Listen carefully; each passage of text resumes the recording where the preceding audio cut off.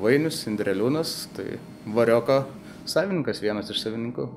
Kodėl steampunko stiliaus barą sugalvojai?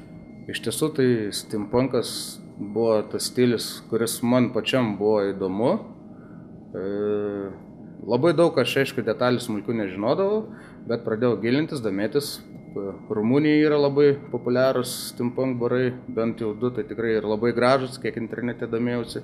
Ir taip pasižiūrėjau, kad Lietuvoje tokio dalyko kaip ir nėra. Yra barų, kurie turi tų akcentų steampunko, bet tarkim visiškai pilnai, kad nuo A iki Z jau padaryti steampunko barą, tai tokio dalyko dar Lietuvoje tiek Vilniuje nėra. Tai mes pagalvojom, nusprendėm, kad geriau įdėti daug darbo, bet padaryti originaliai. Tai vat, dėl to.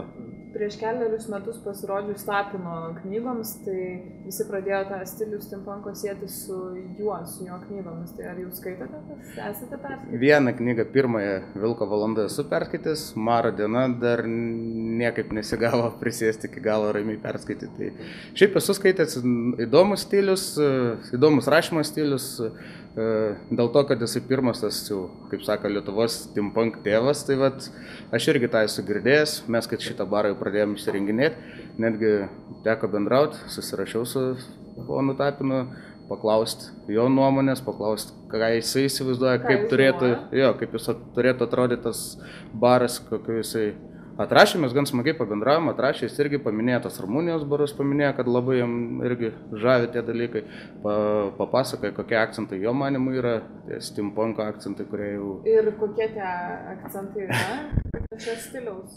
Šios stiliaus automatonas yra, jo manimu yra tas vienas iš tų tokių įspūdingų akcentų, tai vat, kaip ir mes turim tą, kuris gramofoną suka, kažkas panašaus, tarkim, lygiai taip pat, aišku, viskas apšvietimas, varis, krumpliaračiai, visi tie esminiai steampunko, tos esminės detalės, tai mes ten smulkiau šiek tiek susirašinėjom, bet iš esmės apie tai.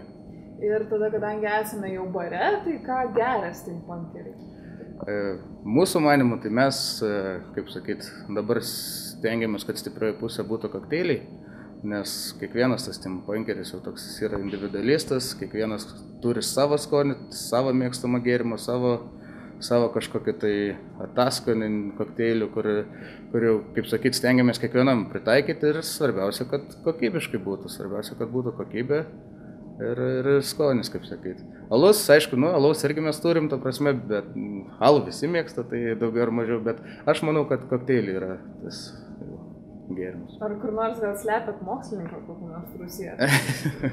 Toks jausmas labai. Tai smagu, kad ir jums taip atrodo, tai šiaip nėra tokių paslapčių, aišku, viską ir neišduosim, bet, ta prasme, yra žmonių, kurie yra gabūs, yra profesionalus, iš kurių mokomės ir tikrai kokybė jau pas mus stengiamės palaikyti aukštą.